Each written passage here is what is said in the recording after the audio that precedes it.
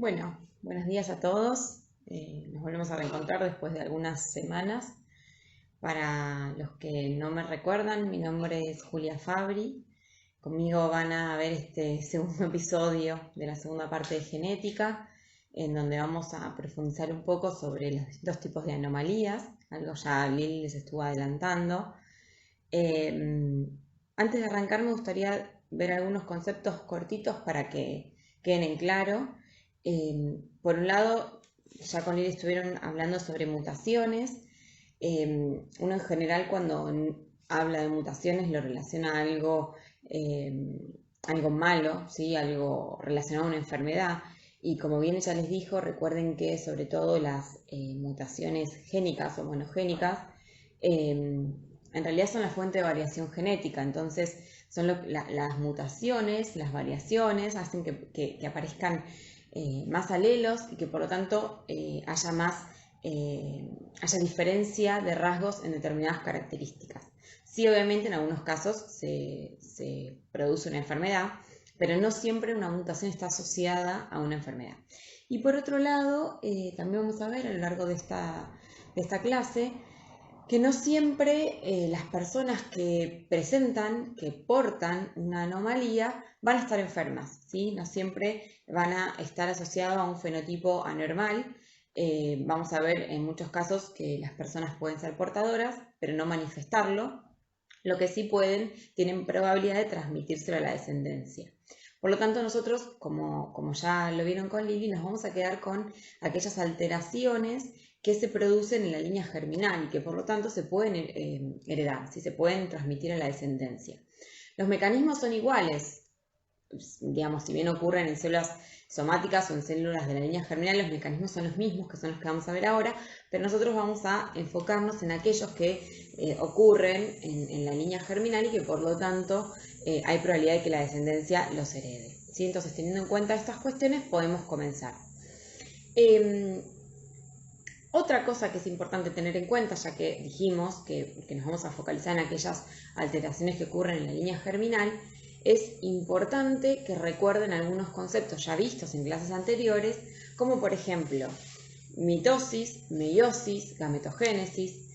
Vamos a hacer un breve repaso de mitosis y meiosis para después no tener que retomarlo. Igualmente ustedes por ahí acá pueden hacer un parate, repasar esos conceptos y luego ver la clase para que quede más clara. Entonces, mitosis, recordemos que en la mitosis, la segregación, disyunción o separación, esas tres palabras son sinónimos. Entonces, la segregación durante la mitosis es de las cromátides hermanas, ¿sí? Las cromátides hermanas de cada uno de los 46 cromosomas se separan y cada una va a una célula hija. Por lo tanto, cada célula hija, que en este caso van a formar dos, van a tener 46 cromosomas, cada uno formado por una sola cromátide.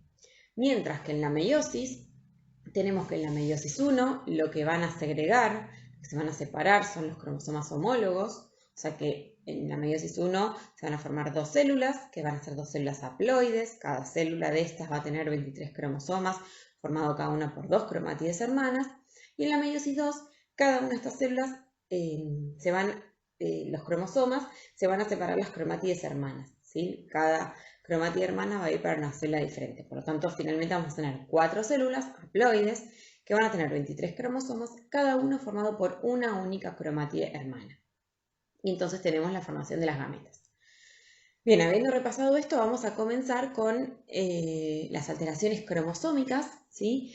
Y luego al final vamos a ver las alteraciones monogénicas. Como para situarnos y tener una idea, ustedes en el libro van a encontrar varios datos de frecuencia, de prevalencia, van a encontrar varios ejemplos. Como para más o menos saber de qué estamos hablando, bueno, se sabe que aproximadamente un tercio de los embarazos se pierde, ¿sí? Se pierde en las primeras etapas del desarrollo. Y una de las causas más frecuentes de aborto espontáneo son las anomalías cromosómicas. En su mayoría las del número de cromosomas, que son las que vamos a ver a continuación.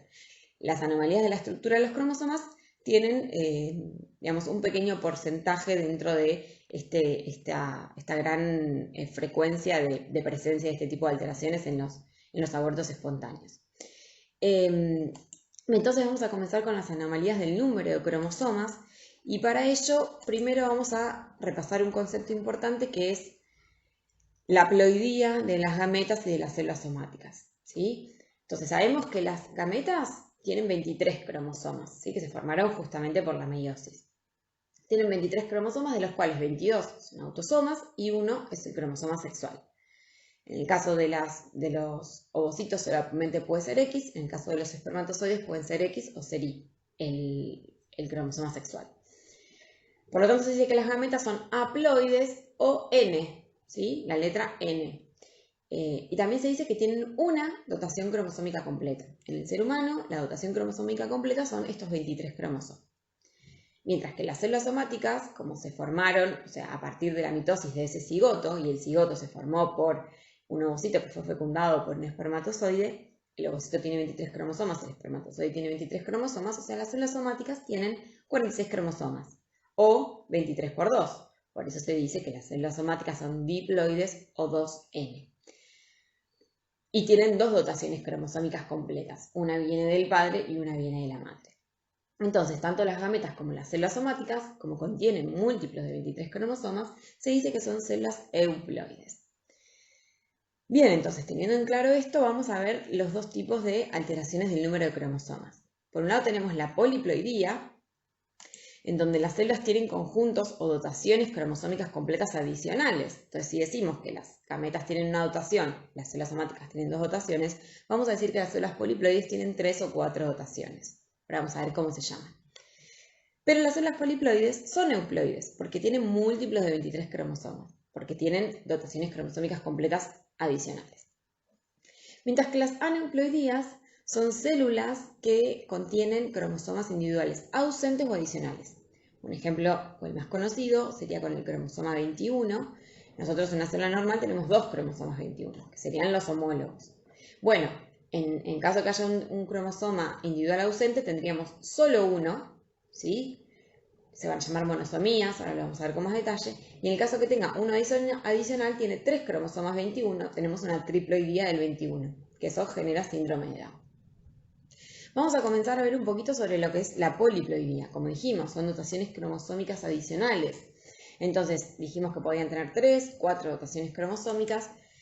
Entonces las vamos a llamar triploide y tetraploide. Triploide porque es 3N, tiene 3 dotaciones cromosómicas completas y por lo tanto, si tiene 3 dotaciones cromosómicas completas, va a tener 23 por 3 cromosomas, serían 69 cromosomas. Por eso lo nombramos así. 69, en este caso le pusimos XXX, ¿sí? Se pone siempre el número de cromosomas, una coma y los cromosomas sexuales.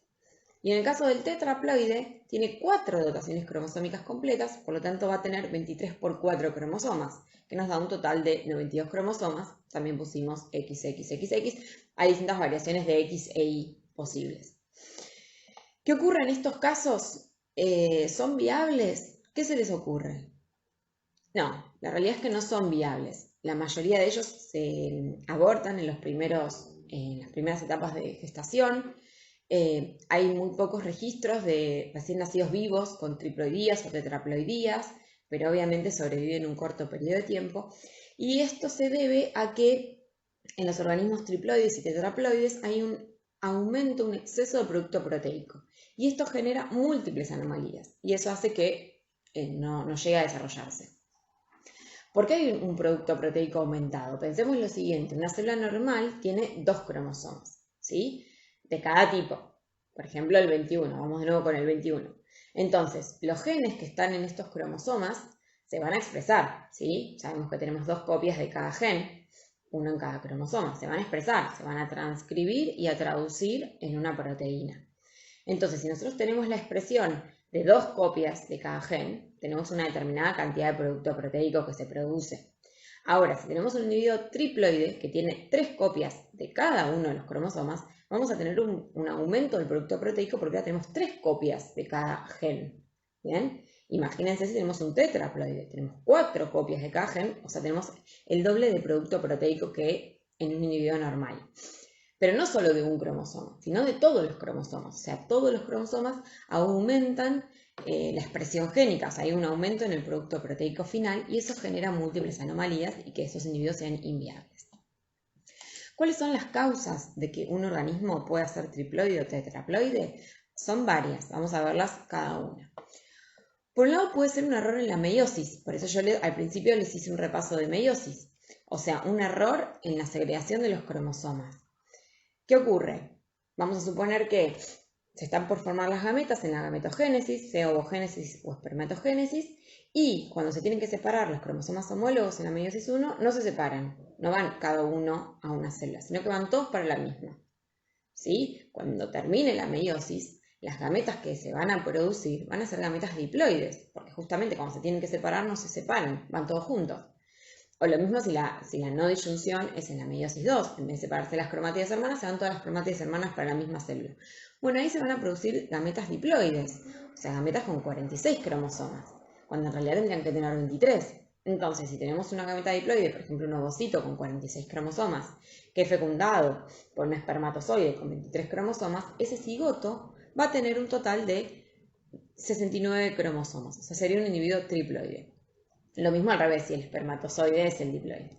Ahora, si las dos gametas son diploides por fallos meióticos, lo cual es muy poco frecuente o muy poco probable, cuando se produzca la fecundación, 46 y 46, vamos a tener un total de 92 cromosomas. O sea, tendríamos un organismo tetraploide.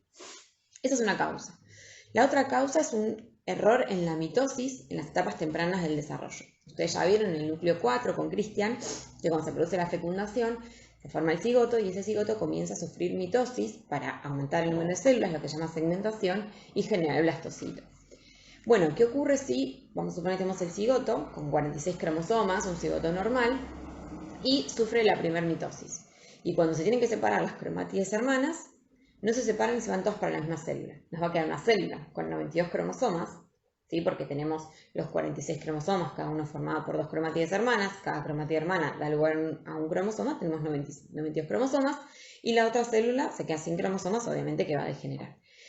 Bueno, esa célula con 92 cromosomas se sigue viendo por mitosis y todas las células van a tener 92 cromosomas. Entonces ahí tenemos un caso de un organismo tetraploide por fallo mitótico. Y la última de las causas es por errores durante la fecundación. Como también vieron en esa clase, cuando un espermatozoide fecunda un ovocito, se generan un montón de mecanismos que evitan que otro espermatozoide pueda también entrar al ovocito, fecundar al ovocito. Bueno, si esto falla, si hay algún error durante la fecundación y un ovocito con 23 cromosomas es fecundado por dos espermatozoides, lo que se conoce como dispermia, 23 cromosomas de cada una de las gametas, tenemos un total de 69 cromosomas. Tendríamos un organismo triploide. O también puede ocurrir que el ovocito se fusiona con el corpúsculo polar. Recuerden que el corpúsculo polar, si bien no tiene citoplasma, sí tiene cromosomas. Entonces, si tenemos el ovocito con 23 cromosomas, el corpúsculo polar con 23 cromosomas que se fusionan, tendríamos una gameta con 46 cromosomas que sería fecundada por un espermatozoide con otros 23 cromosomas y tendríamos en definitiva un organismo triploide, ¿sí? De 69 cromosomas. Bueno, acá tenemos simplemente un cariotipo para que repasemos lo que se vio con Lili. Como sabemos que son organismos que no van a sobrevivir, que generalmente no nacen vivos, esto seguramente sea un cariotipo de material de aborto y claramente podemos ver que es una triploidía, donde tenemos 3 copias de cada uno de los cromosomas. Y en este caso sería XXX, como el ejemplo que yo les di. Bueno, siguiendo con el otro tipo de anomalía del número de cromosomas, vamos a ver las aneuploidías. Las aneuploidías, recuerden que son, cromosomas individuales de más o de menos. Y a su vez pueden ser aneuploidías autosómicas, si el cromosoma de más o de menos es un autosoma, o sea, dentro de los primeros 22 que se ven en el cariotipo, o sexual, si la aneuploidía es en un cromosoma sexual. Bueno, dentro de las autosómicas, después vamos a ver que las sexuales se clasifican de la misma manera, podemos hablar de monosomías autosómicas o de trisomías autosómicas. En la monosomía tenemos un cromosoma faltante, por lo tanto, en lugar de tener los 2 cromosomas que tenemos en una célula normal de cada tipo, vamos a suponer que es el 21, tenemos 2 copias del 21, en la monosomía tenemos un cromosoma faltante, o sea, tendríamos un solo cromosoma 21.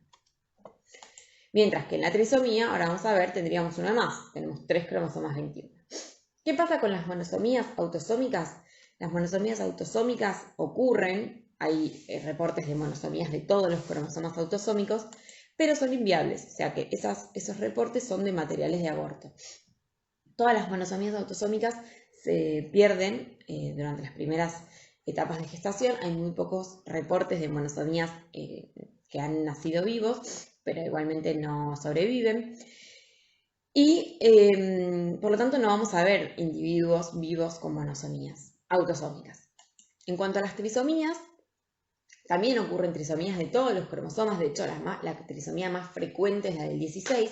Sin embargo, solo hay 3 que son compatibles con la vida y que las podemos ver en individuos nacidos vivos, que son la trisomía del 21 o síndrome de Down, la del 18 o síndrome de Edwards y la del 13 o síndrome de Pato. Estos también están ordenados por frecuencia, ¿sí? Son más frecuentes los casos con síndrome de Down. ¿Y cómo los vamos a reportar?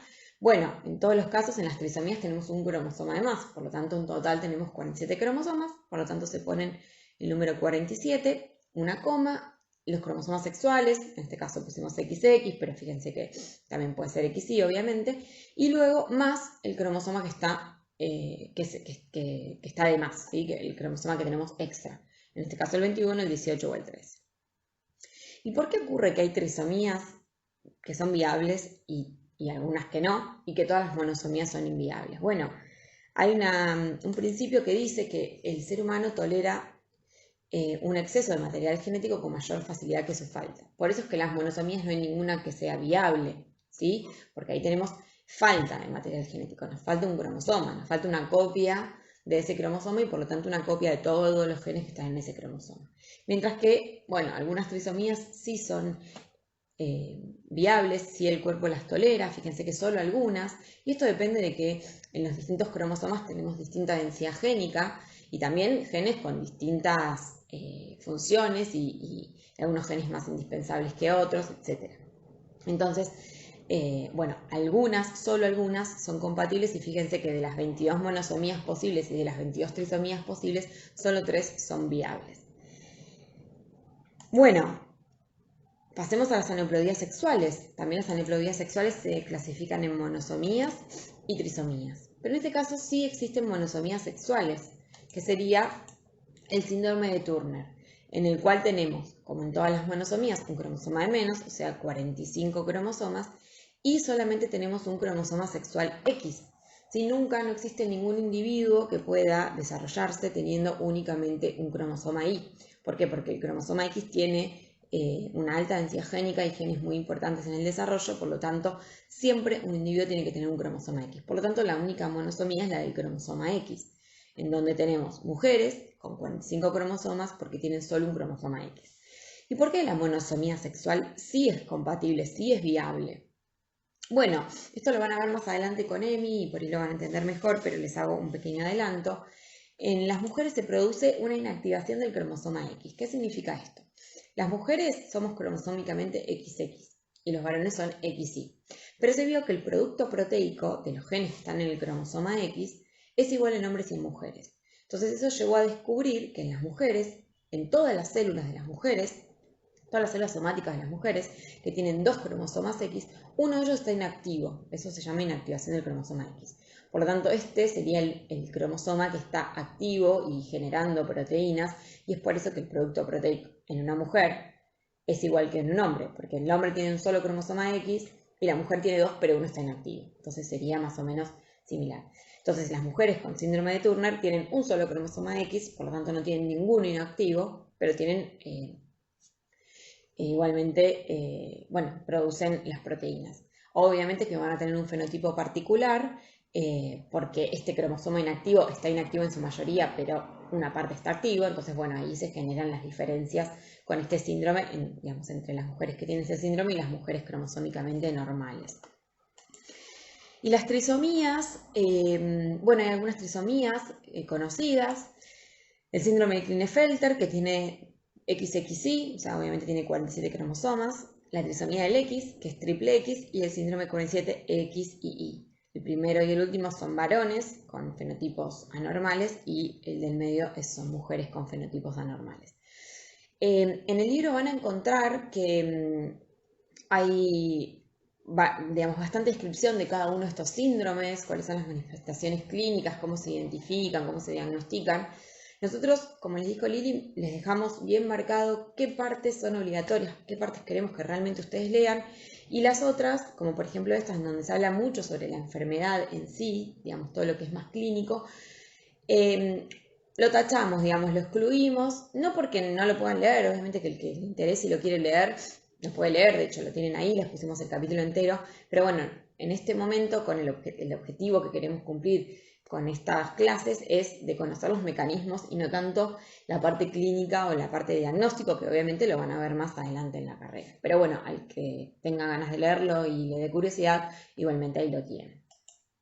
Bueno, ¿y cuáles son las causas que generan la aneuploidía?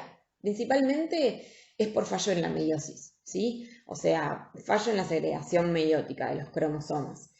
Y pensemos lo siguiente, esto ocurre durante la gametogénesis. Y si yo les pregunto, ¿en dónde creen que hay más probabilidad que haya un fallo en la meiosis? ¿En la ovogénesis o en la espermatogénesis? Para eso tenemos que pensar un poquito cómo es la gametogénesis, ¿sí? Cuáles son las diferencias entre la gametogénesis femenina y masculina. Y eso nos lleva claramente a pensar que hay más probabilidades de errores de fallo meiótico en la ovogénesis. ¿Por qué? Porque este ovocito primario que se formó, ¿sí?, en el útero materno de esa mujer, queda durante muchos años detenido en profase.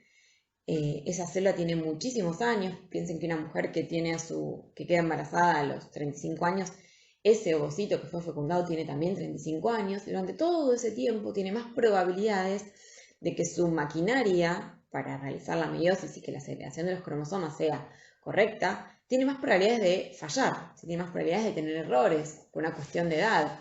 Mientras que en la espermatogénesis se produce continuamente y el proceso de espermatogénesis es mucho más corto. Entonces, el fallo meiótico generalmente se da en las gametas femeninas y eso se ve claramente en este cuadro, en este gráfico que es de prevalencia de síndrome de Down en los nacidos con vida en relación con la edad materna. Acá tenemos en el eje de las X la edad materna y en el eje de las Y el número de casos de síndrome de Down por cada 1000 nacimientos. Vemos que cuando la madre tiene 30 años tenemos un nacido vivo con síndrome de Down por cada 1000 nacimientos, ¿sí? Es un porcentaje relativamente bajo. Cuando la edad materna aumenta a 35 años tenemos un caso de síndrome de Down por cada 400 nacidos vivos, o si seguimos la curva y nos vamos hacia acá tenemos aproximadamente 4, 3 cada 1000.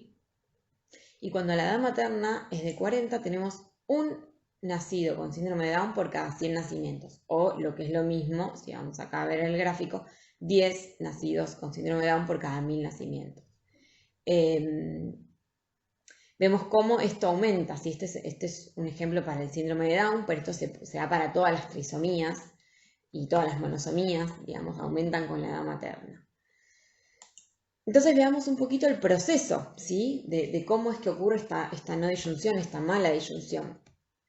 Bueno, ya la meiosis la repasamos, vamos a pensar que esto es la ovogénesis, ¿sí?, porque dijimos que es más probable que ocurra en la ovogénesis, y vamos a ver, en este caso particularmente, al par de cromosomas 21, porque bueno, es uno de los más frecuentes. Bueno, para ponernos de acuerdo, esta célula, ¿sí?, se va a sufrir meiosis 1 y por lo tanto va a ser una célula diploide, sería un ovocito primario, en donde solamente tenemos graficados el par 21. En los otros 44 cromosomas o los otros 22 pares de cromosomas no están graficados por una cuestión obviamente de espacio y de simplificación. Lo mismo acá. Pero en esta parte, en la parte de la izquierda, vamos a ver qué ocurre si la no disyunción es en la meiosis 1. Y en esta segunda parte de la derecha vamos a ver qué ocurre cuando la no disyunción es en la meiosis 2. En definitiva, lo que va a ocurrir es lo mismo, pero digamos, la no disyunción puede ocurrir en cualquiera de los dos momentos. Entonces, nosotros acá tenemos el par 21, que en la normalidad uno azul se va para una célula y el rojo se va para la otra. Bueno, acá no hubo disyunción, no se separaron, se fueron los dos para la misma célula. Por lo tanto, esta célula va a tener 22 cromosomas, porque el resto de los cromosomas sí se separó normalmente, va a tener 22 cromosomas, uno de cada tipo, cada uno formado por 2 cromátides, pero del cromosoma 21 va a tener 2, ¿sí? O sea que esa célula, en vez de tener 23 cromosomas como debería tener, va a tener 24, porque tiene 2 copias del 21. Mientras que la otra célula que no recibió ningún cromosoma 21 va a tener 22 cromosomas, uno de cada tipo, y no va a tener cromosoma 21. Bueno, la meiosis 2 ocurre normalmente en este caso, entonces se separan las cromátides hermanas, una cromatida roja y una cromatida azul para cada una de las células. Entonces, esta gameta, que sería en este caso un óvulo, va a tener en total 24 cromosomas, de los cuales 22 es uno de cada tipo y va a tener 2 copias del cromosoma 21. Lo mismo va a ocurrir con esta gameta. Ahora, con esta, que no recibe ningún cromosoma 21, solamente va a tener 22 cromosomas. Va a tener un cromosoma de cada tipo, pero no va a tener cromosoma 21. Entonces, ¿qué pasa cuando estas gametas anormales, con un cromosoma de más o un cromosoma de menos, se fecunden por un espermatozoide normal que tiene 23 cromosomas? Bueno, es una cuestión de lógica. En el primer caso, que esta gameta tiene 2 cromosomas 21 y se fecunda por una espermatozoide que tiene un cromosoma 21, el cigoto va a tener 3 cromosomas 21. Por lo tanto, ahí tenemos una trisomía, en este caso del 21. Ahora, ¿qué va a pasar con esta gameta que no tiene ningún cromosoma 21 cuando se fecunde por un espermatozoide normal? Bueno, va a tener 2 cromosomas de cada tipo y del cromosoma 21 solo va a tener uno. Sería una monosomía del 21 que en este caso sería incompatible, no se desarrollaría. Bueno, veamos este otro caso que es similar, o sea que vamos a ir un poquito más rápido. Tenemos la célula con el par 21 y los otros 44 cromosomas que no están graficados. La primera disyunción de la meiosis 1 es correcta, un cromosoma se va para cada célula hija, y esta célula no va a sufrir separación de las cromátides hermanas en el cromosoma 21. Del resto de los cromosomas sí, pero el cromosoma 21 va a fallar y no se va a separar. Por lo tanto, las 2 cromátides hermanas se fueron para la misma célula. Por lo tanto, tenemos el caso parecido al anterior. Tenemos una célula con 2 cromosomas 21 y una célula sin ningún cromosoma 21. Después del resto tienen uno de cada uno.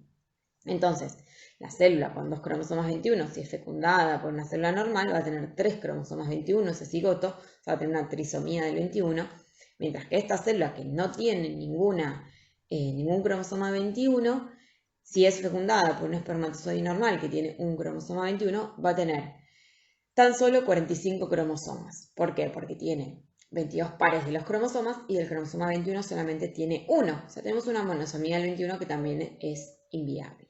¿Sí? Entonces estos serían los mecanismos por los cuales se producen las aneuploidías, ya sean monosomías o trisomías. Si nos ponemos a pensar lo que vimos de las triploidías y tetraploidías, cuando yo les comentaba que podía ser por un fallo meiótico, bueno, el proceso es el mismo, lo que pasa que acá ocurre en un solo cromosoma este fallo meiótico, mientras que en las triploidías o las tetraploidías, donde se forman las gametas diploides, el fallo meiótico es en todos los cromosomas, por lo tanto las gametas van a tener el doble de cromosomas que lo que deberían tener.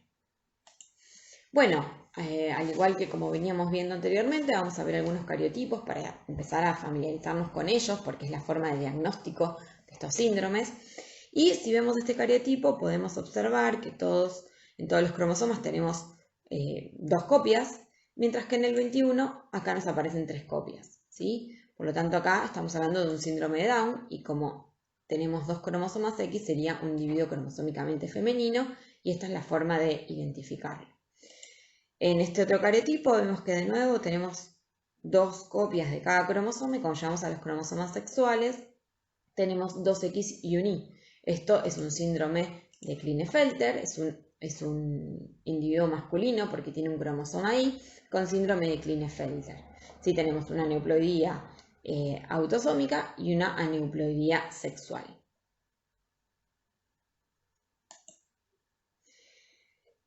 Solo a modo de datos, ¿sí? Obviamente que de esto no tienen que saber ni recordar nada.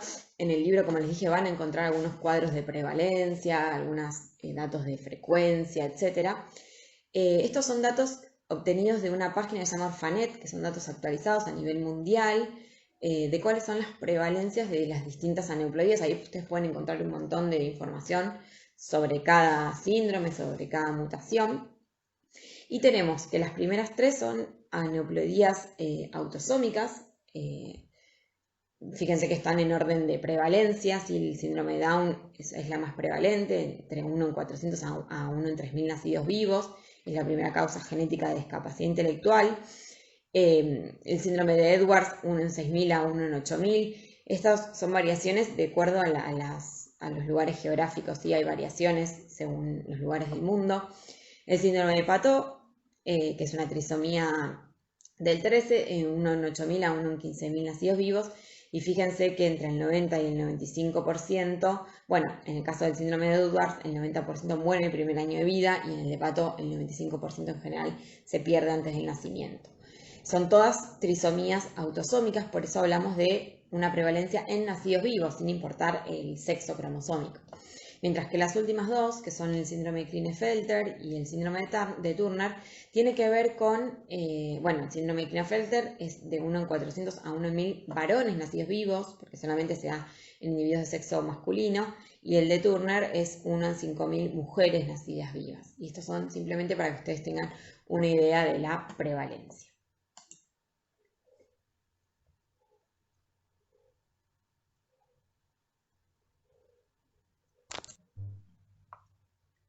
Bueno, entonces, después de haber terminado de ver las anomalías en el número, o sea, modificaciones en el número de los cromosomas de una célula, vamos a ver aquellas anomalías debido a modificaciones o cambios en la estructura cromosómica. Vamos a ver que en alguna de ellas puede haber también una variación en el número cromosómico final, pero debido a la modificación en la estructura. Por lo tanto, vamos a ver que en los distintos tipos de anomalías estructurales se puede producir ganancia, pérdida o simplemente un reordenamiento de partes de cromosomas individuales. Cuando hablamos de anomalías de la estructura, siempre vamos a hablar de segmentos de los cromosomas, los cuales pueden ser más pequeños o más grandes, pero son segmentos de cromosomas que se van a ver alterados, no el cromosoma en su totalidad. Entonces, teniendo en cuenta esto, podemos clasificar a las anomalías estructurales como equilibradas, si no hay ni ganancia ni pérdida, sino que solamente hay un reordenamiento de esas partes de los cromosomas, o desequilibradas en aquellas que hay o ganancia o pérdida de material cromosómico.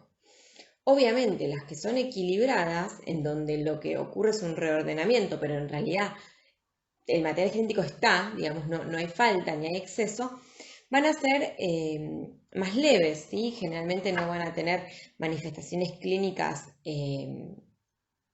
muy importantes. De hecho, en muchos casos las personas pueden ser portadoras de esta anomalía, pero no expresarlo en su fenotipo, aunque sí pueden transmitirlo a la descendencia, ahora lo vamos a ver con más detalle. En cambio, las desequilibradas, en donde hay ganancia o hay pérdida de material genético, lo que también a veces lo podemos encontrar como monosomías o trisomías parciales, obviamente que va a tener consecuencias más graves. Y acá se sigue cumpliendo el mismo principio que habíamos hablado antes, cuando hablábamos de monosomías y trisomías autosómicas, en donde en general son más toleradas aquellas anomalías en donde se produce ganancia de material cromosómico en relación a aquellas en las que se produce pérdida, ¿sí? Siempre decíamos que el cuerpo tolera más el exceso de material genético que la falta. Bien, algo importante que lo vamos a ir viendo a lo largo de esta parte es que, como yo les decía, los individuos pueden ser portadores de la anomalía y no expresarla en su fenotipo, o sea, tener un fenotipo normal, y sí pueden transmitírselo a la descendencia, o aquellos que tienen una anomalía, sí expresarlo en su fenotipo. Ahora vamos a ir viendo caso por caso. ¿Y cómo se producen? ¿Cuáles son los mecanismos principales por los cuales se producen anomalías de la estructura? Bueno, hay dos causas principales. Una es por alineación incorrecta de los cromosomas homólogos durante el entrecruzamiento en la meiosis, lo que se denomina entrecruzamiento desigual. Nosotros sabemos que ocurre el entrecruzamiento de homólogos durante la profase 1 y los homólogos se aparean punto a punto, ¿sí? Quedan completamente apareados, pero digamos desde el inicio de cada uno de los cromosomas hacia abajo, no hay un entrecruzamiento o un apareamiento desigual, desparejo. Bueno, se produce el entrecruzamiento punto a punto, el apareamiento punto a punto y se produce el entrecruzamiento. Ahora, ¿qué ocurre si, como se observa en esta figura, cuando se produce el apareamiento, ese apareamiento es desigual? ¿Ven cómo se ve acá en la figura? Los centrómeros no están alineados, los genes A no están alineados, los B. Entonces, lo que puede ocurrir acá es que el entrecruzamiento genera algún tipo de anomalías estructurales que las vamos a ir viendo, pero en este caso produciría una deleción. Fíjense que este brazo de este cromosoma tiene el gen A, el B, le falta el segmento en donde está el gen C, el D y el E. Bien, o sea, acá tendríamos, por este entrecruzamiento desigual, una deleción. Mientras que en el otro cromosoma, en el cromosoma azul, se produce una duplicación. Fíjense que tenemos A, B, dos veces el segmento en donde está el gen C, D y E. Entonces, esta es una de las causas por las cuales se pueden producir anomalías, en este caso de lesiones y duplicaciones. La otra causa es por rotura cromosómica, ¿sí? Durante ya sea mitosis o meiosis. O sea, por algún motivo, espontáneamente o inducidos por algún mutágeno, que en este caso se llaman clastógenos, se produce una rotura del cromosoma y eso puede generar algunas de las alteraciones que vamos a ver ahora, al igual que lo que vamos a ver luego con las mutaciones génicas. O sea, la célula tiene mecanismos de reparación, por ejemplo en este caso de rotura cromosómica, como vamos a ver a continuación. Con las mutaciones génicas también tiene mecanismos de reparación, en donde si alguna base se aparea mal, puede ser modificada, puede ser, digamos, eliminada y vuelven a poner la base correcta. Bueno, en este caso también, cuando hay rotura cromosómica, existen mecanismos para reparar, pero bueno, a veces no se pueden reparar o la reparación no es correcta y entonces se generan algunos de estos tipos de anomalías. Esto es como en líneas generales. Vamos a empezar con la primera anomalía que vamos a tratar, que es la traslocación. La traslocación se produce por rotura en dos cromosomas no homólogos, ¿sí? Y intercambio de material genético entre estos cromosomas no homólogos. Tenemos dos tipos que vamos a ver. Las recíprocas, ¿bien? En las cuales se produce intercambio de material genético entre dos cromosomas no homólogos, como dijimos recién. En este caso sería el cromosoma 1 y el cromosoma 7, en donde hay una rotura a la altura más o menos de por acá. En ambos cromosomas se rompen los brazos y se intercambian, como se ve acá.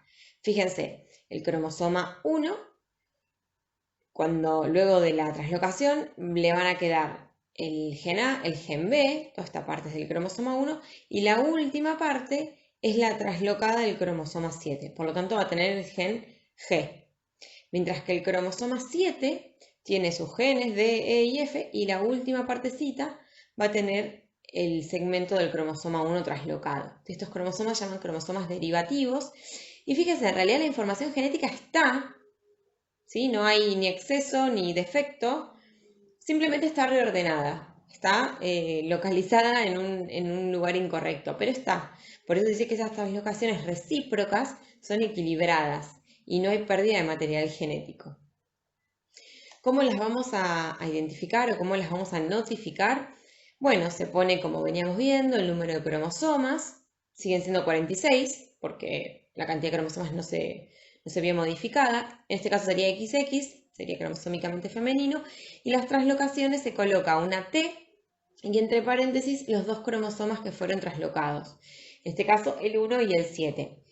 Digamos, en la práctica se agregan otras anotaciones en donde se indica específicamente qué parte del brazo de cada cromosoma fue traslocado, se identifican con letras y números, pero bueno, en este caso vamos a simplificarlo y solamente decir que se pone la T de traslocado 1 y 7. El otro tipo de traslocación que vamos a ver y vamos a profundizar un poco es la robertsoniana. ¿Sí? La robertsoniana se produce entre dos cromosomas no homólogos, pero acrocéntricos. Los acrocéntricos son aquellos cromosomas que tienen un brazo muy cortito y el otro brazo más largo. Los cromosomas acrocéntricos en el ser humano son el 13, el 14, el 15, el 21 y el 22. Entonces, ¿qué ocurre en las translocaciones robertsonianas? Los brazos cortos de ambos cromosomas se pierden, ¿sí? Por lo tanto, hay una porción de los cromosomas que se pierde y los cromosomas largos se unen por el centrómero formando un único cromosoma. Por lo tanto, acá partimos de dos cromosomas, en este caso sería el 14 y el 21 en el ejemplo, y obtenemos un solo cromosoma traslocado. Por lo tanto, acá sí hay alteración del número de cromosomas, por eso los vamos a identificar así, 45, porque teníamos dos cromosomas que se convirtieron en uno solo. Entonces hay un cromosoma de menos. Entonces tenemos 45 cromosomas, en este caso sería XY, cromosómicamente masculino, la T de translocación y los cromosomas, que son traslocados. ¿Pero qué ocurre? Por un lado hay pérdida de una porción, ¿sí? De los brazos cortos, pero los brazos cortos, los cromosomas acrocéntricos, no tienen información fundamental. Entonces, por eso se dice que las translocaciones igual son equilibradas, porque si bien hay pérdida de material genético, esa pérdida no, digamos, no es una pérdida que tenga importancia.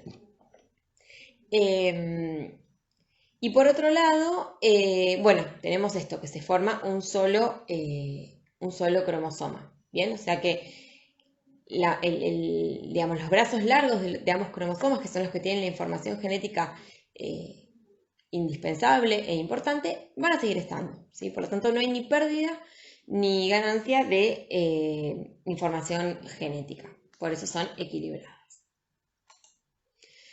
Bueno, como son anomalías equilibradas, los portadores de esas translocaciones no van a tener una manifestación clínica, no van a tener una manifestación en su fenotipo, ¿sí? Porque el material genético está, ¿sí? Reordenado, pero está. Sin embargo, los hijos de los portadores de translocaciones pueden o ser sanos, completamente sanos, o sea, haber heredado los cromosomas normales, porque pensemos ahí que el 14 y el 21 están traslocados, pero aparte esa persona tiene un 14 normal y un 21 normal, ahora lo vamos a ver con más detalle. O sea, haber heredado los cromosomas normales y ser sano, no tener, digamos, ningún tipo de anomalía. Ser portadores de la misma translocación que su progenitor, en este caso la translocación 14-21, por ejemplo, en la robertsoniana. O tener duplicaciones o deleciones de material genético, que es lo que llamamos trisomías o monosomías, parciales o totales. Ahora lo vamos a ver un poquito más en detalle. ¿Y a qué se debe que existan estas tres posibilidades de descendencia? Bueno, tiene que ver con cómo esos cromosomas traslocados se aparean durante la profase 1, se emparejan durante la profase 1 y cómo segregan durante la anafase 1. Y eso es lo que vamos a ver a continuación. Esta es una imagen que está en el libro, en el Jorde. Vamos a tratar de entenderla para que ustedes después cuando lo lean les sea un poquito más fácil. Acá tenemos un individuo portador de una translocación robertsoniana 14-21, como la que veníamos viendo nosotros. Como yo les decía, este individuo tiene un 14 normal, un 14 traslocado con un 21 y un 21 normal. ¿Sí? O sea que tiene 45 cromosomas. ¿Qué ocurre cuando esta célula, que sería una célula de la línea germinal, va a sufrir meiosis para formar las gametas? Tienen que aparearse. ¿Y cómo se van a aparear? Bueno, esta parte del cromosoma 14 se tiene que aparear con esta parte del cromosoma 14 y esta parte del 21 con esta parte del 21, pero aparte estos tienen los bracitos cortos. Entonces, ¿cómo es la forma en que se aparean? Y esto se ve al microscopio cuando tenemos una célula con una translocación de este tipo y podemos observarla en el momento del apareamiento. Se ve esta imagen, ¿sí? Se ve que se aparean en forma de cruz. Bueno, nosotros acá, por una cuestión didáctica, está dividida en cuadrantes A, B y C. Y, digamos, una vez que se aparean, formando esta estructura en forma de cruz, durante la profase, después en la metafase se van a ir al ecuador, y en la anafase van a segregar, se van a separar. Y hay tres formas diferentes de que segreguen estas estructuras en forma de cruz. La primera forma de segregación es alterna, ¿sí? O alternada, la cual va a generar gametas equilibradas, ¿sí? Sería la mejor opción, digamos.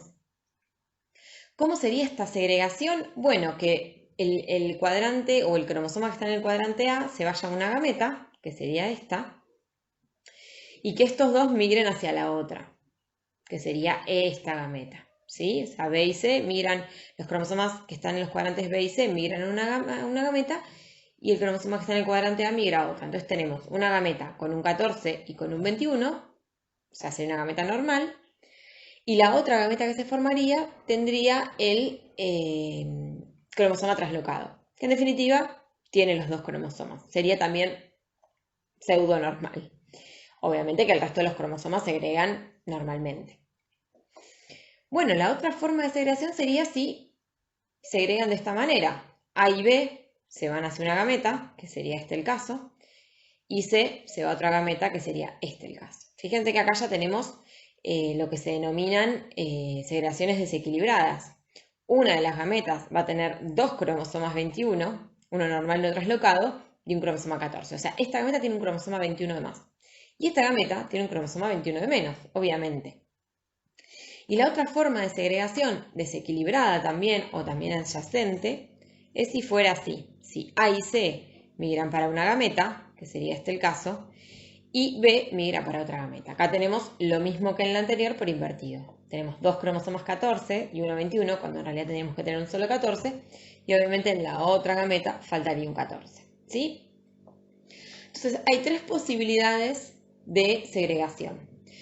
Vamos a ver qué pasa si cada una de estas posibilidades de gametas que se pueden formar se fecundan con una gameta normal. Vamos a ver cómo es la descendencia posible de un individuo portador de una translocación. Entonces veamos, en el primer caso, si esta gameta, que es normal, se fecunda con esta gameta, que es normal, obviamente la descendencia sería normal. Tendría dos 14, un 14 acá, un 14 acá y dos 21. Y el resto de los cromosomas normales. Eso sería un individuo normal. ¿Qué pasa si esta es la gameta que va a ser fecundada? Que tiene la translocación y se fecunda con esta gameta normal, tendríamos este caso. Sería un individuo portador de la translocación, pero fenotípicamente normal. ¿Por qué? Porque sería como su progenitor. Tiene un cromosoma 14 normal, un 21 normal y uno traslocado. Tiene toda la información genética reordenada. Tendría 45 cromosomas si nosotros podemos ver su cariotipo. Bien, estas serán las dos gametas equilibradas, ¿bien? Las que van a producir un individuo normal o un individuo portador de la translocación con fenotipo normal. Vamos a ver qué pasa con las gametas desequilibradas.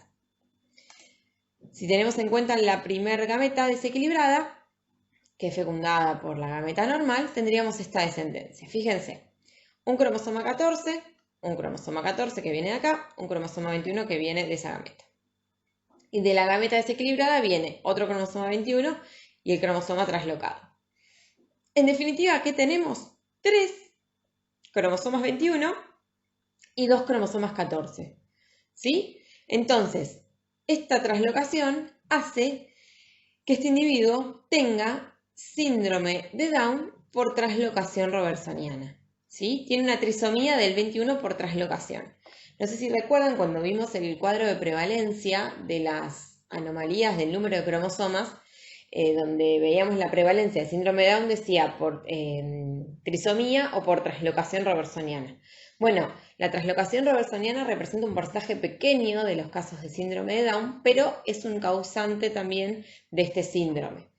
Entonces, en este caso, esta gameta desequilibrada, si es fecundada por una gameta normal, generaría un individuo con una trisomía del 21 por translocación, o sea, con síndrome de Down.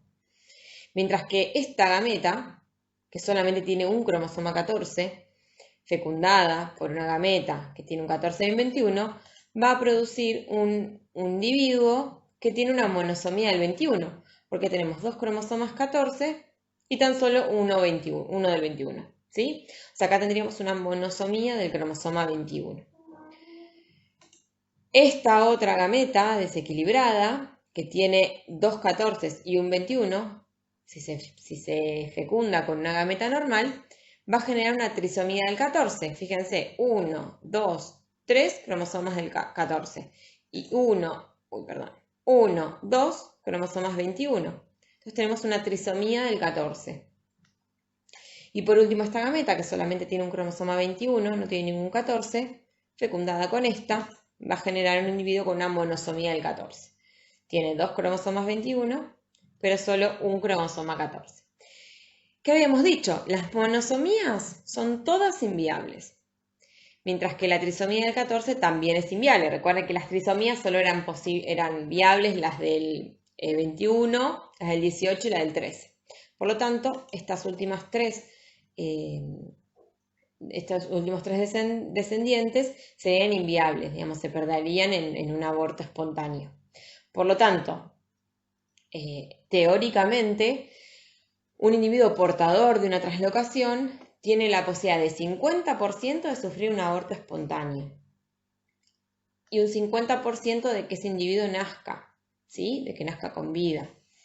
De los cuales, de esos individuos que se pueden llegar a desarrollar, un tercio tendría la probabilidad de un tercio de que sea normal, de un tercio de que sea portador, o sea, 2/3 de que tenga un fenotipo normal, y un tercio de que tenga translocación, digamos, síndrome de Down por translocación, ¿sí? Después en la práctica estos porcentajes por ahí se ven modificados, pero bueno, en la teoría sería así, ¿bien? Entonces por eso es que anteriormente nosotros decíamos que un individuo portador de una translocación, que es fenotípicamente normal, puede tener hijos sanos, portadores o con alguna trisomía o monosomía total o parcial. En este caso sería una trisomía total del 21. Es simplemente para que vean un ejemplo de cómo se comportan estas alteraciones durante la meiosis y digamos, cómo se pueden transmitir a la descendencia. Bien, acá siguiendo con la lógica que veníamos hasta ahora, en donde al finalizar cada uno de los temas veíamos un cariotipo, vemos que este es un cariotipo en donde tenemos 2 cromosomas, ¿sí? De cada tipo, pero del 21 tenemos uno solo. ¿Y qué se les ocurre que puede ser? Un poco lo que veníamos hablando, ¿no? El 21 que falta está traslocado, fíjense, con el 14. El 14 en realidad tiene un bracito muy corto y uno más largo, y acá tiene 2 brazos, digamos, el brazo corto sería más largo porque en realidad ahí está el 21 que falta acá. No es que es una monosomía del 21, sino que es una translocación 14-21. En este caso sería un individuo genotípicamente masculino, XY. Bien, sigamos entonces con la siguiente, que es la de lesión. Se produce rotura cromosómica. Ahora vamos a ver que hay 2 tipos de lesiones. Se puede producir 1 o 2 roturas cromosómicas y pérdida del material genético. Obviamente, como hay pérdida del material genético, va a ser una anomalía desequilibrada.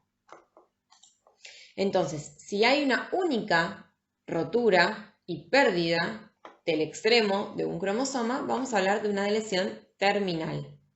¿Bien? ¿Y cómo la vamos a nombrar? La cantidad de cromosomas va a seguir siendo la misma, va a ser 46, los cromosomas sexuales, y la deleción se escribe como del, y entre paréntesis, el cromosoma que sufrió la deleción. ¿Bien? Sería del 5 en este caso. Y en el caso que se produzcan 2 roturas cromosómicas y la pérdida del segmento que queda entre ellas, tendríamos una deleción intersticial, donde también se pierde una porción del cromosoma, pero digamos interna. Acá obviamente con letras están graficados los genes como para que vean que se está perdiendo un gen o más. Se pueden perder obviamente porque un cromosoma no tiene solamente 4 genes, es simplemente para que ustedes vean genes, o podrían ser también formas de nombrar a los segmentos para que vean que se está perdiendo. ¿Cómo lo vamos a indicar? Bueno, lo mismo, 46 cromosomas, en este caso sería XX de lesión del 18. Acá arriba está el cromosoma que está sufriendo la deleción. Bien, recuerdan que habíamos visto al principio, cuando empezamos a hablar de este tema, que las deleciones y las duplicaciones se podrían producir por entrecruzamiento desigual durante la meiosis, ¿sí? Este fue uno de los ejemplos que vimos, y por lo tanto las deleciones pueden surgir por ese error en el entrecruzamiento. La deleción, bueno, puede ser muy pequeña, las que llamamos microdeleciones, que inclusive a veces ni siquiera se pueden observar en los cariotipos, o pueden ser deleciones de segmentos extensos. Y bueno, cuanto más grande sea el segmento que se pierde, más genes va a tener y obviamente sus manifestaciones clínicas van a ser mayores, van a ser más significativas. Bueno, son anomalías desequilibradas, obviamente, porque hay pérdida de material genético, y son relativamente frecuentes, ¿sí? Dice ahí luego de las trisomías 13, 18 y 21, las deleciones de los autosomas, ¿sí? Las deleciones de cromosomas autosómicos son una de las anomalías más frecuentes. Y un ejemplo es el que se conoce como síndrome del maullido, que es una deleción del cromosoma 5, ¿sí? Obviamente de una región específica del cromosoma 5 que acá no estamos indicando. Bien, el otro tipo de anomalía, que recién también la nombramos, es la duplicación, donde obviamente se produce una duplicación del material genético, lo que a veces llamamos trisomía parcial. Ahora vamos a ver por qué, pero recuerden que nosotros tenemos dos cromosomas de cada tipo, vamos a poner el cromosoma 8, tenemos dos cromosomas que son los homólogos. En uno de los cromosomas tenemos, bueno, en los dos tenemos el mismo gen, vamos a poner el gen A, tenemos dos copias, ¿sí? Si de este se produce una duplicación del segmento en donde está el gen A y tengo dos lugares en donde voy a tener ese gen, y acá tengo otro, tengo una trisomía parcial, ¿bien? Acá tenemos un ejemplo con el cromosoma 10, que por algún motivo se duplica esta región en gris, entonces tenemos dos veces la región C. Piensen, si tenemos otro cromosoma 10 normal, que podría ser tranquilamente este, de la región C vamos a tener una trisomía parcial. Bien, en vez de tener dos copias, tenemos tres copias. ¿Cómo lo vamos a llamar? 46, porque el número de cromosomas se mantiene, los cromosomas sexuales, en este caso se pone dup por duplicación, y entre paréntesis el cromosoma 10, que acá lo estamos indicando. Bueno, como dijimos anteriormente, tanto las deleciones como las duplicaciones se pueden producir por un entrecruzamiento desigual durante la meiosis. Recuerden que acá se produce el entrecruzamiento y por lo tanto el cromosoma verde nos va a quedar con una deleción porque tenemos A, B, se entrecruza con el azul, nos queda D y E y estamos perdiendo el segmento C. Mientras que el cromosoma azul-violeta va a tener una duplicación. Fíjense que acá tenemos A, B, C y se entrecruza con el verde C, D y E. Tenemos acá la duplicación y acá la deleción. También pueden aparecer duplicaciones en hijos de portadores de translocaciones recíprocas. ¿Recuerdan las translocaciones recíprocas en donde se entrecruzaban segmentos entre cromosomas no homólogos, cualquier tipo de cromosoma? Y eso, un portador de esa translocación, al sufrir meiosis, sus gametas, en realidad sus células de la línea germinal para formar las gametas, bueno, puede haber una duplicación y que el individuo, la descendencia, tenga una duplicación. Bueno, en general son menos graves que las de lesiones. Recuerdan que habíamos dicho, yo les dije al principio, que el ser humano tolera más un exceso de material genético que un defecto, por eso mismo en general las duplicaciones son menos graves que las de lesiones. También son anomalías desequilibradas, hay exceso de material genético, y un ejemplo es la enfermedad de Charcot-Marie-Tooth, que son quienes descubrieron esa enfermedad. Obviamente es una duplicación específica en un cromosoma específico de una parte específica de ese cromosoma.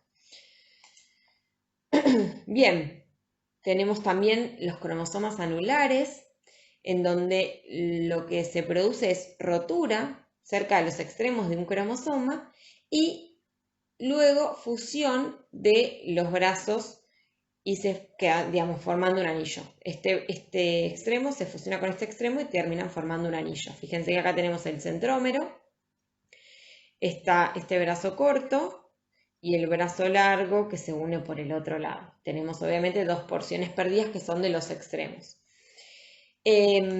¿Cómo lo vamos a denominar? Bueno, 46, en este caso como es un cromosoma anular del cromosoma X, del cromosoma sexual, solamente tenemos un cromosoma X.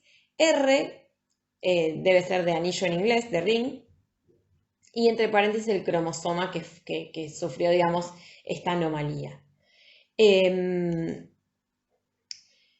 Como se puede ver acá, a veces los cromosomas tienen centrómero. al tener centrómero pueden, digamos, durante la mitosis o la meiosis, segregar, ¿sí? Segregar hacia las nuevas células, pero en la mayoría de los casos este cromosoma anular se pierde y por lo tanto, luego de sufrir mitosis, por ejemplo, o meiosis, ese cromosoma se pierde y por lo tanto se genera una monosomía, ¿sí? Una monosomía en esa célula en donde el cromosoma de anillos tenía que migrar y no migró.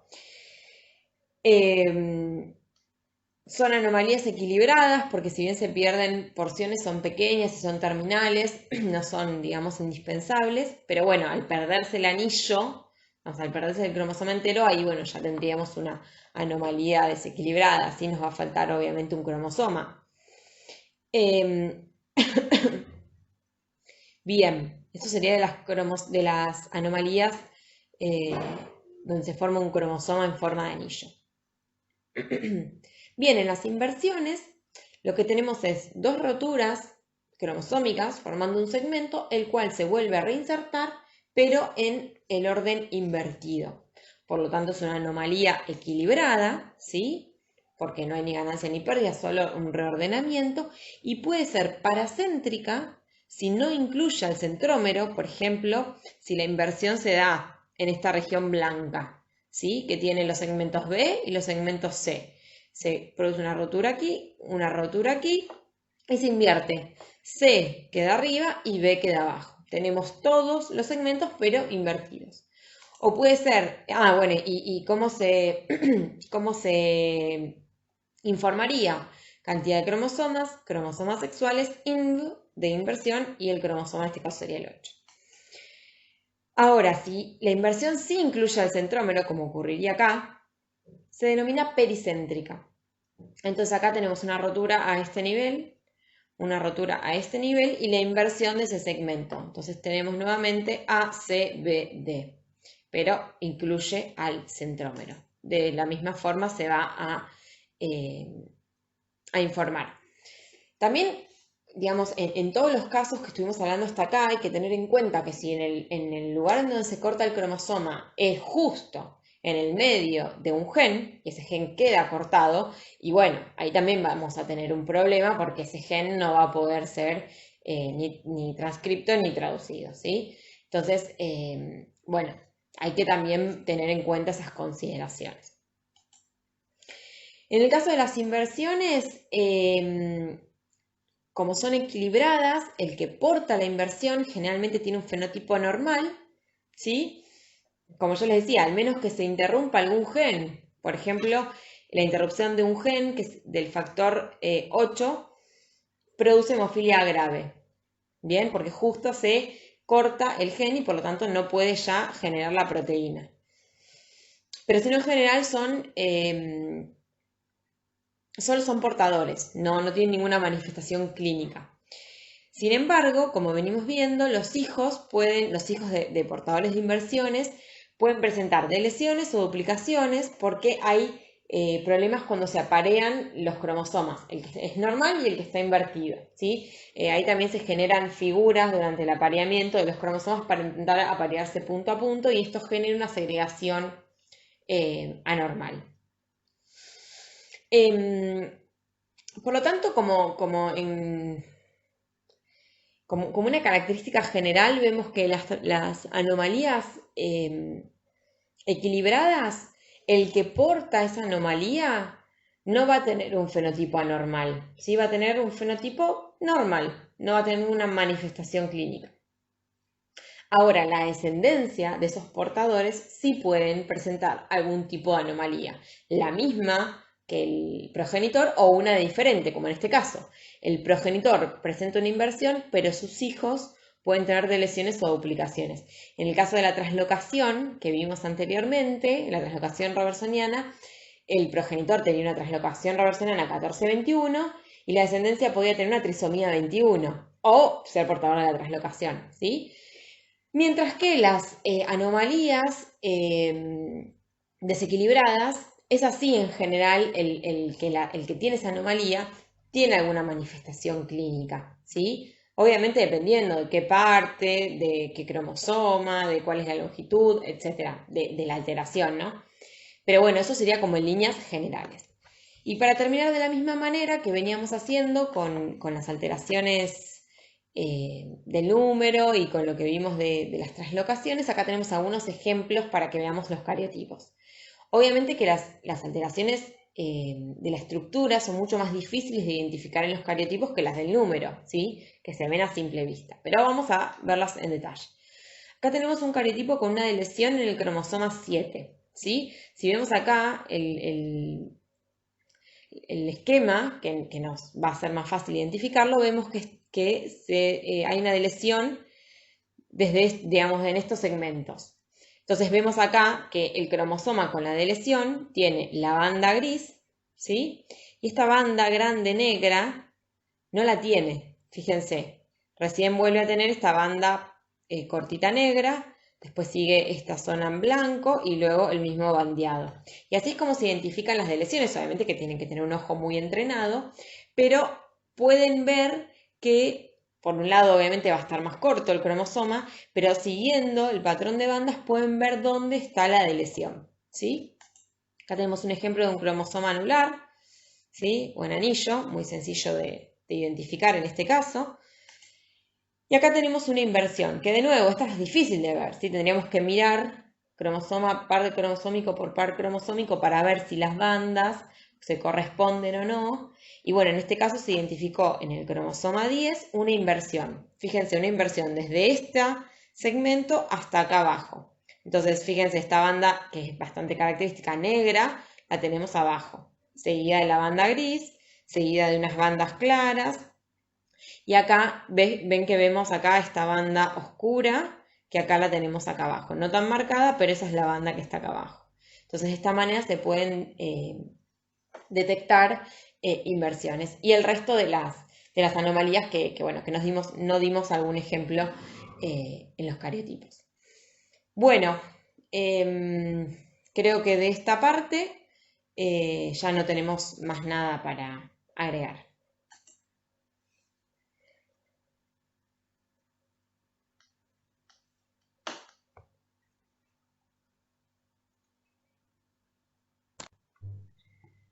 Bueno, y por último vamos a ver las mutaciones monogénicas o también llamadas mutaciones de un gen individual o mutaciones génicas, que sabemos que son las que se producen por cambios en la secuencia de bases, o sea, en la secuencia de nucleótidos del ADN.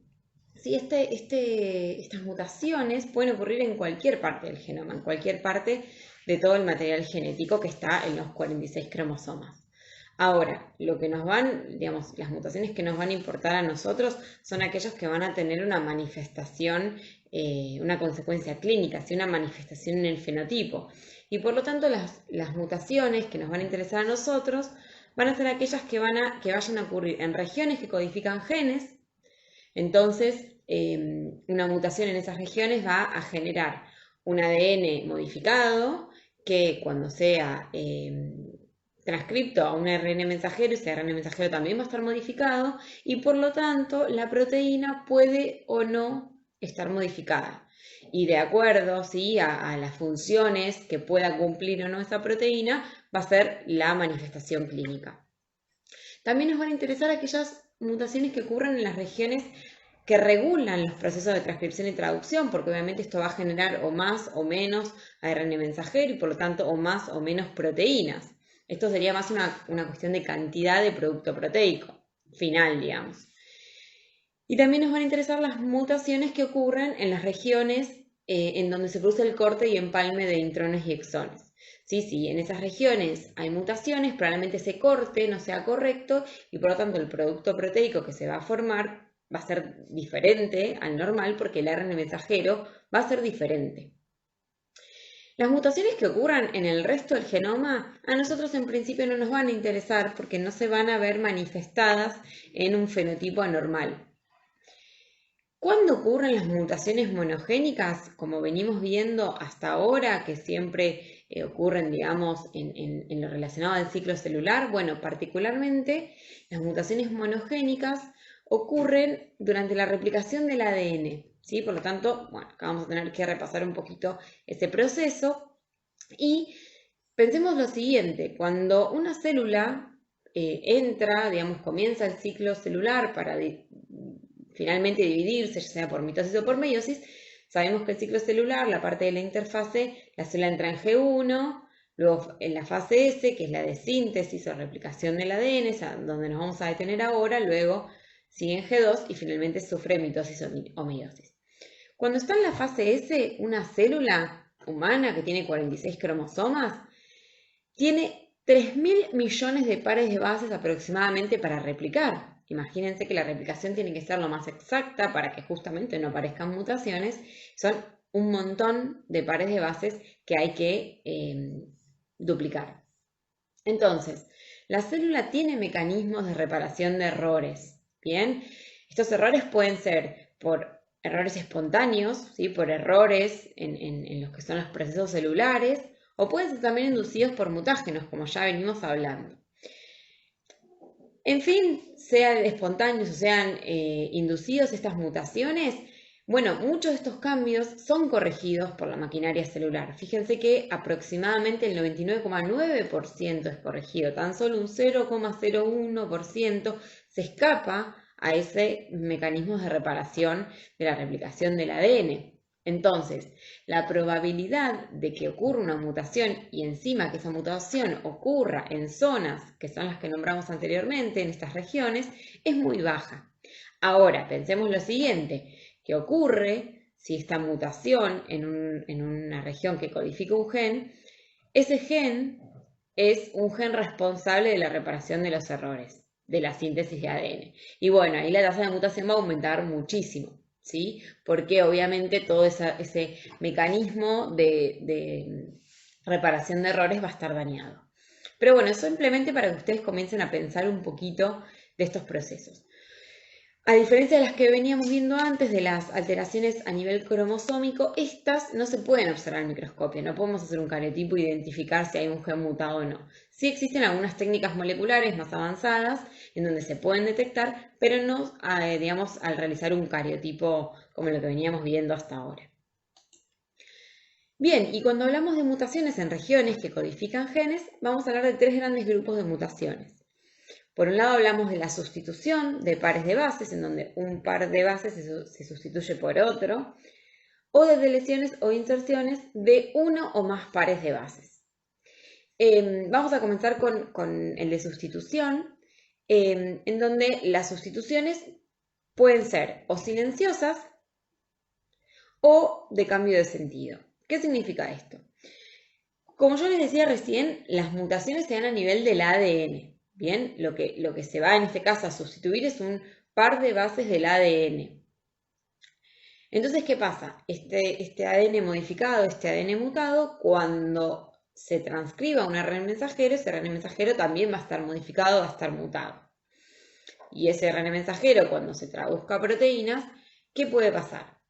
Que los aminoácidos no sean los que originalmente codificaban ese ADN no mutado. Pero tenemos un tema. El código genético es degenerado. ¿Se acuerdan que ya lo habíamos visto? ¿Esto qué quiere decir? Nosotros tenemos 64 codones posibles de ARN mensajero y tan solo 20 aminoácidos. Por lo tanto, sabemos que más de un codón codifica para el mismo aminoácido. Eso significa que se ha degenerado, que varios codones en algunos casos codifican para el mismo aminoácido.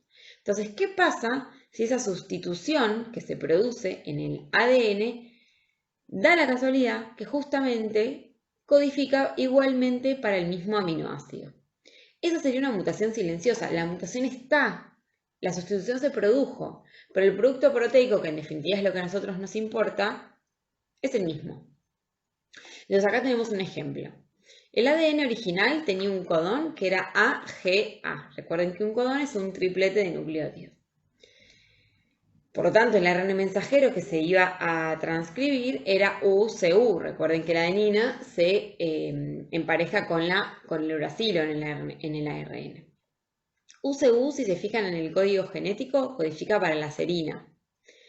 Ahora, si hubo una sustitución y en donde debería estar la A, o sea, en el último nucleótido del codón, se sustituye por una guanina, tenemos que ahora el triplete es AGG. Si nos fijamos en el código genético del ARN que se va a transcribir, o sea, de AGG se va a formar un ARN mensajero que es UCC, y si este codón lo buscamos en el código genético, también va a codificar para serina. Por lo tanto, la mutación va a estar, pero el aminoácido que va a codificar es el mismo. Por lo tanto, va a ser silenciosa, ¿sí? No se va a ver, no va a tener ninguna consecuencia fenotípica. Ahora, cuando esta sustitución, en lugar de codificar para el mismo aminoácido, codifica para un aminoácido diferente, como el ejemplo que vemos acá, vemos que el mismo codón, AGA, ahora se sustituye el nucleótido del medio. Entonces, en lugar de tener AGA, el ADN ahora tiene una adenina, o sea que la secuencia es AAA. Entonces, fíjense, la secuencia original producía un ARN mensajero que era UCU y este codón codificaba para una serina. Ahora, la nueva secuencia de ADN codifica para un ARN mensajero cuyo codón sería UUU. Si nos fijamos en el código genético, este codón codifica para la fenilalanina. Entonces, en esa proteína, en el lugar donde debería ir esta serina, vamos a tener una fenilalanina. ¿Cuáles van a ser las consecuencias que lo vamos a ver a continuación? Van a depender, sí va a depender, los aminoácidos son todos diferentes, pero algunos son más similares entre sí que a otros, por lo tanto va a depender si es un aminoácido similar o no, va a depender del lugar en donde se encuentra ese aminoácido, si está en un lugar especial, en un lugar fundamental de esa proteína para su funcionamiento, si está en la parte final, si el cambio de ese aminoácido genera un cambio conformacional en la proteína y por lo tanto esa proteína no puede dar la misma función. Digamos, va a depender de múltiples cosas. Pero bueno, vamos a ver un ejemplo a continuación en donde el cambio, una única sustitución en un lugar específico genera una enfermedad como es la anemia falciforme. O sea, hay casos y casos, tenemos los extremos, pero bueno, obviamente cuanto más cambios haya, mayor va a ser la consecuencia fenotípica. ¿Sí? Eso obviamente que es una cuestión de sentido común. Bueno, entonces tenemos que las sustituciones pueden ser silenciosas si se codifica el mismo aminoácido o de cambio de sentido si se codifican aminoácidos diferentes. Ahora, vamos a ver las deleciones y las inserciones. Estos dos tipos de mutaciones van a producir lo que conocemos como mutaciones en donde se produce cambio o corrimiento en el marco de lectura. Nosotros sabemos que una vez que se transcribe el ARN mensajero, comienza a traducirse a partir del primer codón AUG. Cuando el ribosoma encuentra el primer codón AUG, ahí va una metionina, el AUG codifica para una metionina, y luego se va leyendo de corrido cada 3 nucleótidos que son los codones. ¿Sí? El código genético, o sea, se va a leer de corrido. Entonces, piensen que la deleción, o sea, sacar o agregar nucleótidos, lo que va a hacer es correr ese marco de lectura. ¿Por qué? Porque imagínense que yo adiciono o deleciono un nucleótido que está formando parte de un codón. Entonces, ¿qué ocurre? Ese codón ahora va a quedar fraccionado, digamos. El codón que estaba formado por 3 nucleótidos, si yo adiciono un nucleótido, el último nucleótido de este codón va a pasar al codón siguiente. Y así se me van a correr todos los codones que siguen. Vamos a ver un ejemplo acá. Tenemos una secuencia de ADN cortita de 3 nucleótidos que es TGA, CTA, AGT. ¿Cuál va a ser el ARN mensajero que se va a formar? Bueno, el que está aquí abajo. Y cada codón tenemos acá que codifica para estos aminoácidos. Acá tenemos que el primer aminoácido es una trionina, el segundo aminoácido es un aspartato y el tercer aminoácido es una serina. Ahora, en este lugar, entre el segundo y el tercer nucleótido del segundo codón, se produce una adición de una timina. Entonces, agregamos una timina acá y por lo tanto esta adenina pasa a formar parte del codón siguiente. Fíjense, AAG, AAG. Y el último nucleótido del tercer codón pasa a ser el primer nucleótido del codón siguiente. Se corrió el marco de lectura. Se modificaron todos los codones a partir de esa inserción. Y obviamente esto va a tener una consecuencia mucho más drástica. ¿Por qué? Porque fíjense, el primer codón es igual, entonces va a codificar para el mismo aminoácido, para una trionina. Ahora, el segundo codón, fíjense, se modificó. Acá tenemos GAU y acá el segundo codón es GAA. ¿sí? El GA codifica para un aminoácido que es el ácido glutámico. El tercer codón también es diferente y codifica para una fenilalanina. Entonces fíjense cómo a partir del codón en donde se produce la inserción en este ejemplo, se cambian todos los aminoácidos. Entonces obviamente que esa proteína va a ser significativamente diferente a la normal. Y obviamente que las consecuencias serán mayores. A ver, si la deleción o la inserción es de pares de bases múltiplos de 3, 3, 6, 9, 12, y justo se insertan, se delecionan entre los codones, digamos, por ejemplo, se delecionan estos 3 nucleótidos, y bueno, la consecuencia no va a ser tan grave, porque lo único que va a pasar es que falte este aminoácido. Pero si la inserción o la deleción es en el medio de los codones, sí las consecuencias van a ser más graves. Entonces, las deleciones o las inserciones generalmente producen un cambio o un corrimiento en el marco de lectura, pero a su vez, tanto las sustituciones como las deleciones como las inserciones pueden producir mutaciones sin sentido o finalizadoras. ¿Qué quiere decir esto? Recuerdan que había algunos codones que indicaban la terminación de la síntesis del aminoácido, ¿sí? Que se llamaban codones de stop. Bueno, ¿qué pasa si donde en realidad tenía que codificarse un aminoácido? Por ejemplo, teníamos acá un codón que era UGC, que codificaba para la cisteína. Hay una mutación en el ADN que se ve reflejada en el ARN mensajero, en donde el último nucleótido del ARN mensajero se cambia de una citosina a una adenina, y UGA codifica para un codón de stop. Por lo tanto, donde en esta proteína había que colocar una cisteína y seguir colocando los aminoácidos que correspondían, bueno, ahora se va a finalizar antes, ¿sí? Esa proteína va a finalizar antes, por lo tanto, es probable que su función se vea alterada.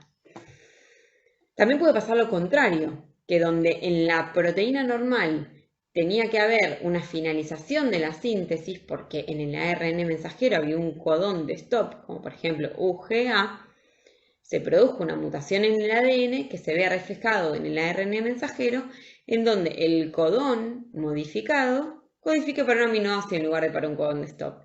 Entonces, donde tenía que terminar la proteína, va a continuar. ¿Sí? Se van a continuar agregando aminoácidos hasta que se encuentre un codón de stop, el siguiente codón de stop. Entonces, fíjense cómo hay distintos mecanismos por los cuales se pueden producir mutaciones. A ver, ¿cómo se van a ver reflejadas estas mutaciones? Como para que ustedes puedan tener una idea general y que después lo van a trabajar un poco con EMI, con lo que son, que algo ya estuvimos viendo en la primera clase, que son lo que son enfermedades dominantes, enfermedades recesivas o alelos dominantes o alelos recesivos. ¿Qué es lo que indica que un alelo sea dominante o sea recesivo? Bueno, tiene que ver un poco con si hay una ganancia o una pérdida de funcionalidad. Si la proteína que se va a formar no va a tener ninguna función, no va a poder cumplir la función original, vamos a tener una pérdida de función. Y por lo general esas se relacionan a trastornos recesivos, en donde no tengo la proteína necesaria para generar la función. Estos son obviamente generalidades, esto es muchísimo más complejo. Ahora, cuando por algún tipo de mutación se genera una sobreproducción de proteína o una proteína nueva con una función nueva, probablemente esas mutaciones estén relacionadas a trastornos dominantes, ¿sí?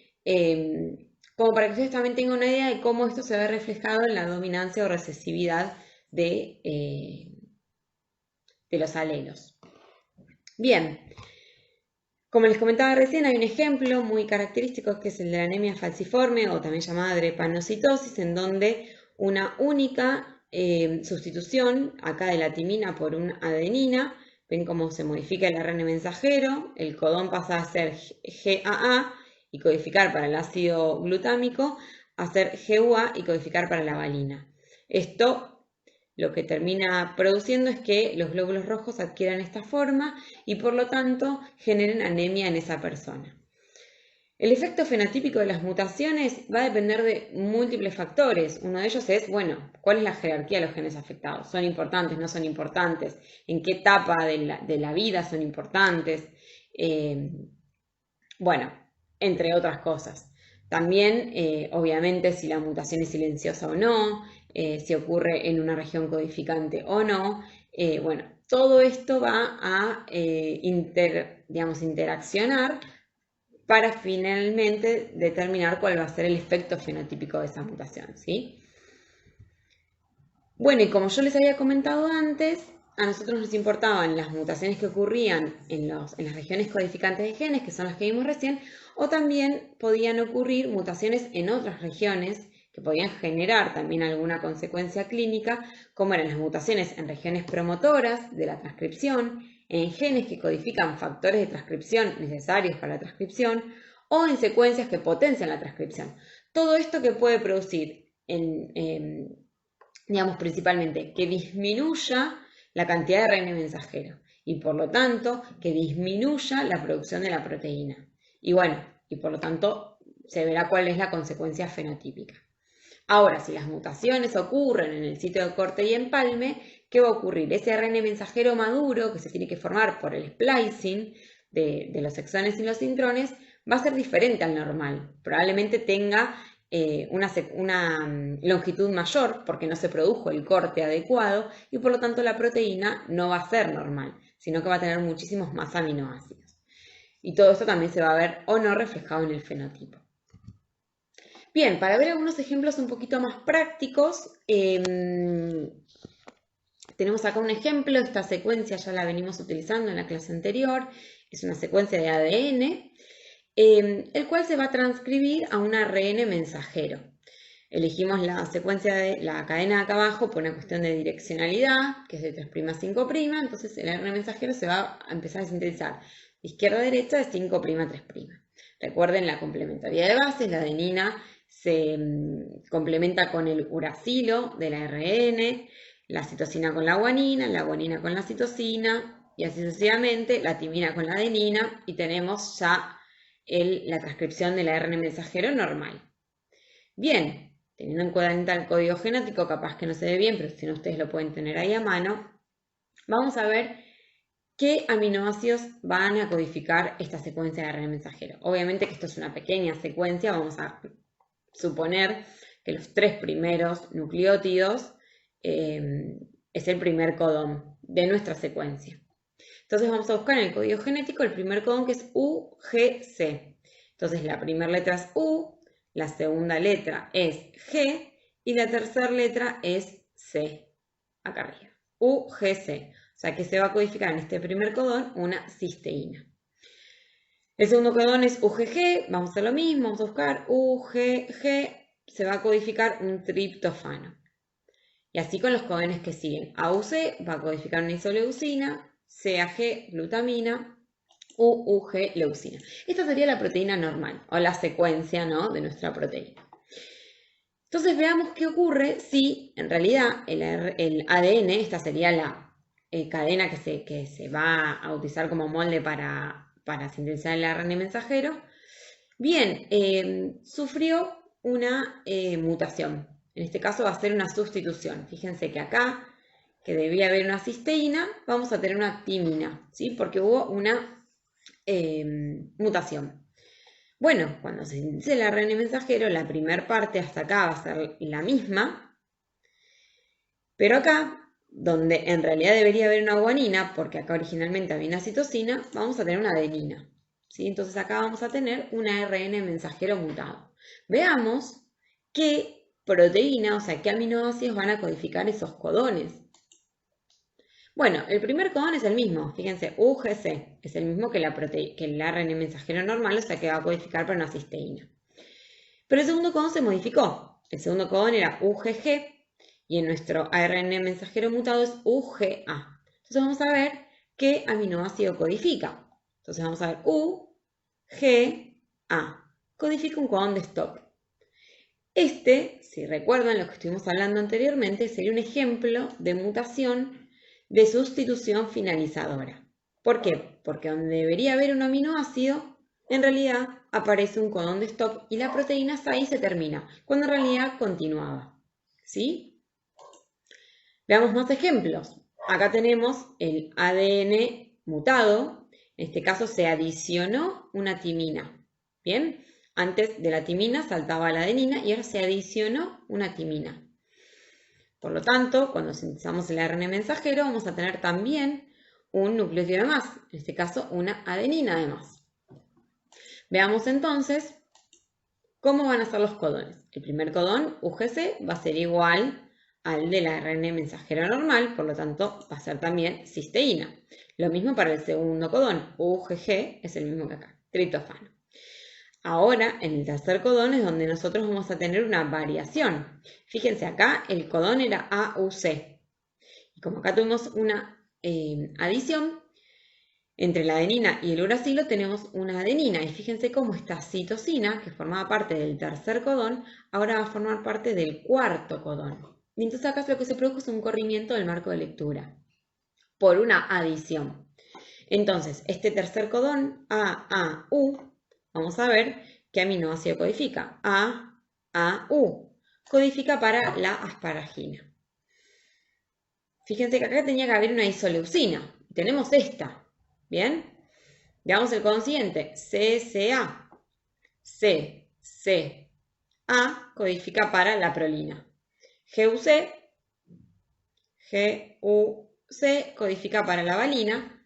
Y fíjense cómo a partir de la mutación, en este caso la adición, a partir del sitio en donde se produjo la mutación, de ahí en adelante todos los aminoácidos son diferentes. Y esto es algo característico de las mutaciones donde se produce cambio o corrimiento del marco de lectura. Este es un ejemplo de inserción con cambio en el marco de lectura. Sí, más o menos para que les queden claros. Ustedes pueden practicar y hacer distintas mutaciones, adiciones, deleciones, sustituciones, adiciones o deleciones de 1, 2, 3, 4 pares de bases y ver cómo se va modificando la proteína. Bueno, y para ver la última parte, vamos a intentar entender, tienen que prestar mucha atención, aunque por ahí ya están un poco cansados, en cuáles y cómo son los procesos por los cuales se produce una mutación monogénica. ¿Bien? Digamos, cómo con las sucesivas divisiones mitóticas o meióticas, esa mutación se va a ir transmitiendo a la descendencia. Entonces acá vamos a tener que tener en mente algunos conceptos importantes como son mitosis y meiosis y cómo es la gametogénesis y obviamente los procesos de mutación. Entonces, vamos a comenzar con una espermatogonia. En este caso vamos a hablar de la espermatogénesis. Entonces, la espermatogonia sabemos que es 2N, es diploide. Por eso mismo, acá tenemos un par de cromosomas homólogos, vamos a suponer que es el par de cromosomas 1, y no están graficados los otros 22 pares de cromosomas. Entonces acá tenemos el cromosoma 1 y su cromosoma homólogo, cada uno formado por una molécula de ADN. Bueno, esta espermatogonia se va a dividir por mitosis, ¿sí? O sea, para dividirse por mitosis, antes tiene que pasar por la fase S de la interfase, en donde se va a replicar el ADN. Por lo tanto, para hacerlo un poco más sencillo, nos vamos a quedar solo con la molécula de ADN superior. Por lo tanto, acá, además de los 22 pares de cromosomas, tenemos el cromosoma homólogo que no lo estamos viendo. Sabemos que durante la replicación del ADN, la cadena, la molécula de ADN se abre, las cadenas se abren y se colocan, o sea, se van a sintetizar las nuevas cadenas que van a ser complementarias a las cadenas originales. ¿Sí? Y además, estas moléculas de ADN, estas dos moléculas de ADN que se formaron en la fase S de la interfase, van a quedar conectadas por el centrómero. Por lo tanto, después de la fase S de la interfase, vamos a tener los 22 pares de cromosomas, el cromosoma 1 y su cromosoma homólogo, y todos estos cromosomas van a estar formados por dos cromátides hermanas, cada una de ellas unidas por el centrómero. Bien, en este caso la replicación fue exacta. Fíjense que si ustedes lo revisan más detalladamente, todas las bases están correctamente apareadas. Timina con adenina, citosinas con guanina. Pero ¿qué ocurre si hay una mutación? ¿Sí? Una mutación espontánea que no fue corregida o una mutación inducida que no fue corregida. Como por ejemplo la que se observa acá, una sustitución. Fíjense que antes teníamos una guanina y ahora ocurre una mutación y en lugar de colocarse una guanina, se colocó una adenina y no se corrigió el error. Fíjense que en este momento en que se produce la mutación durante la replicación del ADN, el error está únicamente en una de las cadenas de una de las moléculas de ADN. ¿Sí? Recuerden esto para ver después qué vamos a tener finalmente. Bueno, esta célula, esta espermatogonia, ya pasó por la fase S, por lo tanto va a seguir a G2 y va a entrar, en este caso, en mitosis.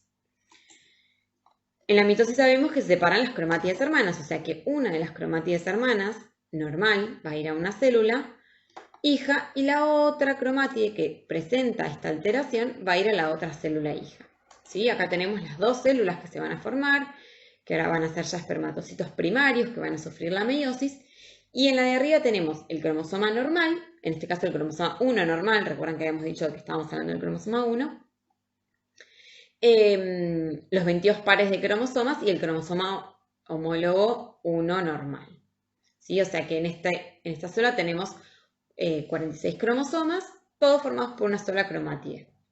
En cambio, en la célula de abajo tenemos los 22 pares de cromosomas, el cromosoma 1 ya con la mutación y el cromosoma homólogo normal. También tenemos 46 cromosomas, cada uno formado por una cromátide, pero uno de los dos cromosomas 1 ya presenta una alteración.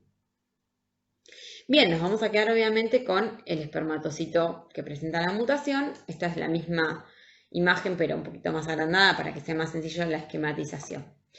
Este espermatocito primario va a sufrir meiosis, meiosis 1 y luego meiosis 2 para formar los espermatozoides. Pero antes de sufrir meiosis, tiene que pasar nuevamente por la fase S o de replicación del ADN. Entonces, vuelvo para atrás. Para que cuando entran en la fase S, recuerdan, las cadenas se abren y se sintetizan las cadenas complementarias. Es lo que vamos a ver ahora. Las cadenas se abrieron, las cadenas nuevas se sintetizaron, que en este caso sería esta de aquí abajo y esta de aquí arriba. Son complementarias. Entonces fíjense, voy a volver un paso atrás. Donde antes teníamos la mutación en una sola de las cadenas, fíjense acá teníamos una adenina con una citosina, esto no es normal, ¿sí? Bueno, ahora con la segunda fase de replicación del ADN, ya la mutación quedó en una de las cromátides de ese cromosoma, ¿sí? Fíjense que ahora ya tenemos una adenina y una timina, cuando en realidad tendríamos que tener una citosina y una guanina. O sea, ya toda la molécula de ADN, las dos cadenas, tienen la mutación.